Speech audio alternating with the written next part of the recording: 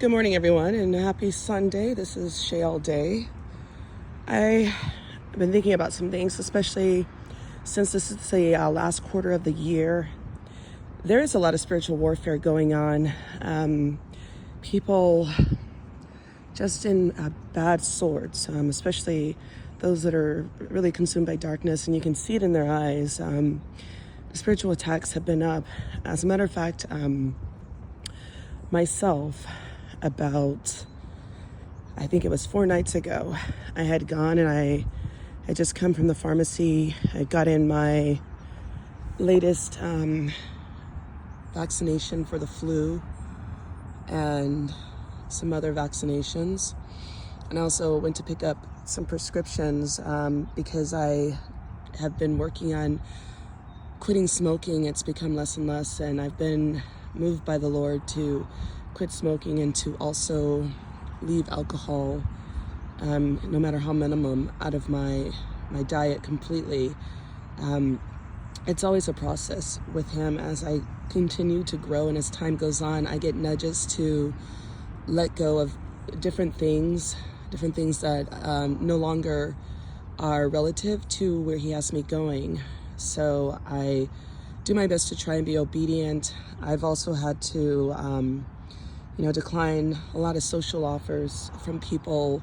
A lot of the people that have been in my personal circle for some time, like, they're not believers like I am, and they have a lot of worldly leanings, especially when it comes to resolving conflict. They believe that getting physical with people or arguing back and forth is the way to handle any sort of conflict. And I know they believe that I'm foolish because I believe in letting the good Lord handle those things that are in the physical, in this quote-unquote matrix. So, as I was saying before, about 4 nights ago, I felt the effects of the vaccine. My body hurt, and I had some sweating, probably like a mild fever, and some issues with my heart. And so I was invited to go to a pub and watch a soccer game, and I declined. I decided to relax and get things in order for the weekend, and I also have some projects coming up for school. So I laid down and I dozed off, and all of a sudden, it was like I was in between two places. And mind you, this hasn't happened to me in years. I used to get regular attacks, especially when I was a teenager, all the way through my 20s and 30s, and up until I think a couple of years ago. And whatever it was that was battling with me in my sleep, or in between sleep, because it was weird. Because sometimes when I used to get attacked by these demons, I would sometimes be awake and I could hear this low hum, and I could feel something place itself, fit itself over my body. I'd be watching TV, which is another thing I don't do. I don't watch TV, I should say, and I haven't owned a TV in over 20 years. I used to be stuck to it. But this time it decided to get me when I was weak. I was tired, I was physically vulnerable, and mentally exhausted. And I remember, all the other times, I used to swear at whatever it was because I understand, but I knew that it was something of darkness, and it used to scare me. But I remember calling on Jesus this last time, and instantly, it didn't take long before whatever it was released itself from the clutches of me and ran off. And then I opened my eyes and I looked around and I saw a black figure shrink and disappear into the darkness of my hallway. And so instead of being afraid, I immediately began praying. And, I was very calm and I felt safe because I knew that Jesus was there with me. But that was the spiritual side of the spiritual warfare and the attacks that have been festering the latter part of this year. So I'm also dealing with some mean girls at my work. I mind my business. When I come into work, I'm usually listening to worship music, reading either the Bible on my phone, or reading articles pertaining to breakthroughs and social things, looking for resolutions to things that we deal with in our society, the unhoused, mental health crises, and the spiritual deficits and things like that. And so usually I go off because, I put the Lord first. And then once I'm ready, I integrate myself into when I sign into work. I say good morning to all my coworkers. I mind my business. I'm very respectful. But I'm being monitored by this group of women. And ever since I did a Taylor Swift commercial for the company that hired us as a third-party contract, the spiritual warfare has increased. Mind you, I had no interest in being involved with this Taylor Swift commercial promo. Like, nobody else wanted to do it, and finally I gave in, and I was like, well, I'll take one for the team. And under my understanding, I thought it was supposed to be a group of us. I didn't realize that I was going to be singled out once the production crew got there. So I did it, and then the CEO from the company that put on the promotion for the Eras Tour that happened about a month and a half ago here in LA wanted to meet me, and so they showed up twice, and they bought beverages and snacks for the team and took photos with me. Yesterday, which is my Friday on a Saturday, which is also the Sabbath day,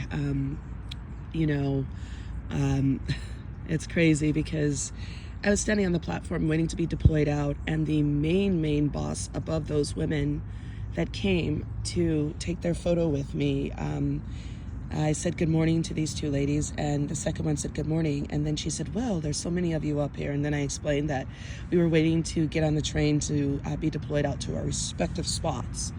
And I also, something told me, I mentioned, by the way, I was the one that did your Taylor Swift promo for the company.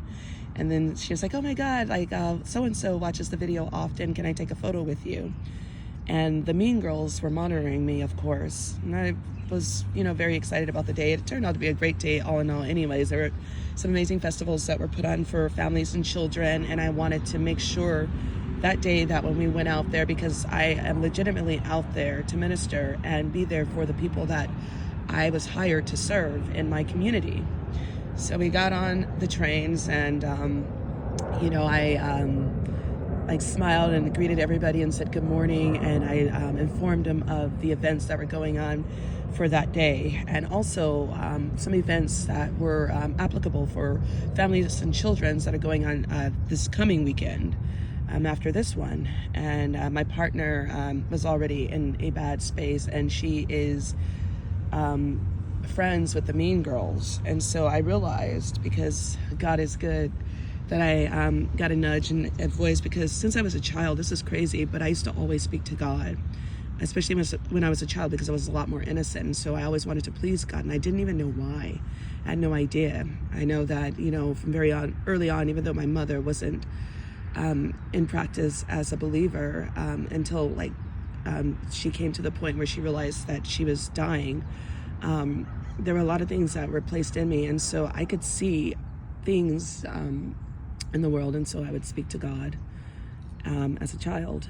But anyways, moving fast forward to this place, so there were some messengers along the way. I had a really interesting and prophetic conversation, which I may do a video about later, with a gentleman who, a man looks at the outer appearance, and this man is actually a very brilliant man. And so he gave me some encouragement, and I knew that this man's voice was from that of the Lord through a human vessel. So I thanked him. And then this person that I was partnered up with was solely there just to get information about me, but I didn't really give her anything that I wouldn't tell anybody else. But I also tried to speak encouragement to her, and also the other ones, because all of these mean girls, they've come to me at one time for counsel, and it turns out that they hate me more because they think that if they push my buttons, that I will come out of character, and I'm not the believer that I say that I am, and I don't have good intentions, that it's all a sham, that I'm really just this evil person masquerading as a child of God. And the other thing too is, since I decided to go full-fledged for Jesus, I don't sleep with people. I've been celibate, I've been obedient, I've dedicated my time to recognizing when I need to go into a period of isolation, because breakthrough is imminent for me right now, and there's a lot of opportunities that God has put before me with his purpose and vision for my life, for his glory, of course, not for mine. And it is crazy because I'm okay with the isolation. I've decided that I would take the opportunity to spend more time with God.